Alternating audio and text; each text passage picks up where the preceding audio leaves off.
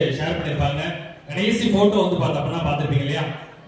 So கடைசியா ஆக்சிஸ்க்கு முன்னாடி நான் எப்படி இருந்தேன் அப்படின்னு சொல்லிட்டு ஒரு போட்டோ வந்து பார்த்தப்பனா ஷேர் பண்ணிருந்தாங்க. உண்மையிலேயே சொல்லி ஆகணும்.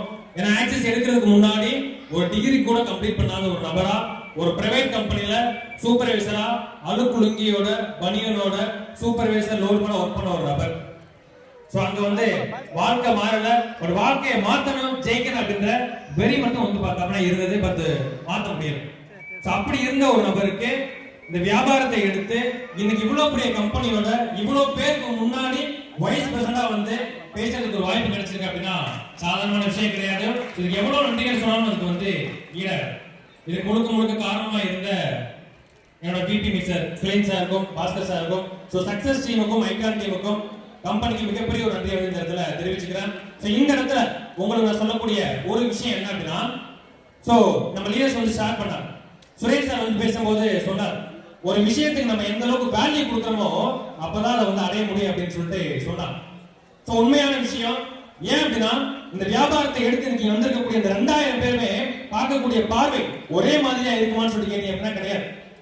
நிறைய பேர் பார்க்கலாம், இந்த வியாபாரத்தை பண்ணுவோம், இன்கம் வந்தா கண்டினியூ பண்ணுவோம், 1 மாசம் பண்ணுவோம், 6 மாசம் பண்ணுவோம், போட்டு அமௌண்ட் எடுக்கிற வரைக்கும் பண்ணுவோம் அப்படின்னு சொல்லிட்டு மேபி இந்த மாதிரி கூட இருக்கலாம். ஆனா இன்னைக்கு நாங்களோ இந்த மாதிரி வியாபாரம் பண்ணமான்னு சொல்லி கேட்டீங்க அப்படின்னா கிடையாது. வியாபாரத்தை எடுத்துட்டு எங்க கண்ணுக்கு முன்னாடி வேற எதுவுமே தெரியும், வேற சாய்ஸே கிடையாது. ஆக்சஸ் எடுத்தமா 6 மாசம் பண்ணி பார்ப்போம், பணம் வந்தா கண்டினியூ பண்ணுவோம், கிடையாது.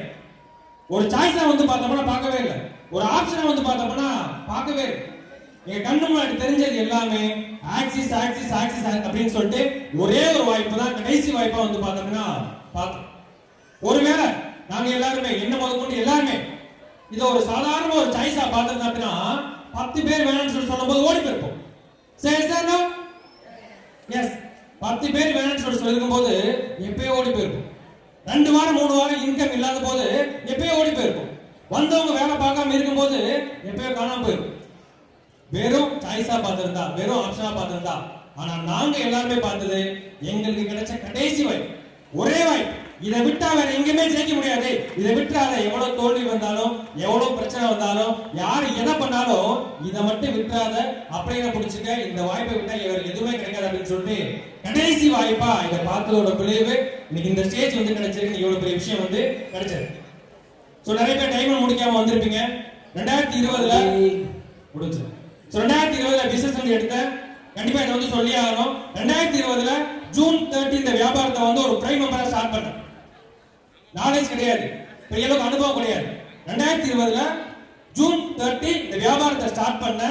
இதே மாதிரி பல மீட்டிங், டைமண்ட் டைரக்டரா வந்ததான்னு சொல்லிட்டீங்கன்னா கிடையாது. டைமண்ட் முடிக்கல, ஒரு மீட்டிங் வரும், டைமண்ட் முடிக்க முடியாது. கண்டிப்பா அடுத்த வாட்டி இந்த மீட்டிங் யாருமே ஸ்பீச் கிடையாது, அனௌன்ஸ்மெண்ட் வந்துச்சு. சோ இந்த மாதிரி பல மீட்டிங் வந்து பார்த்தோம் அப்படின்னா முடிக்காம நிறைய மீட்டிங் வந்து அட்டன் பண்ண.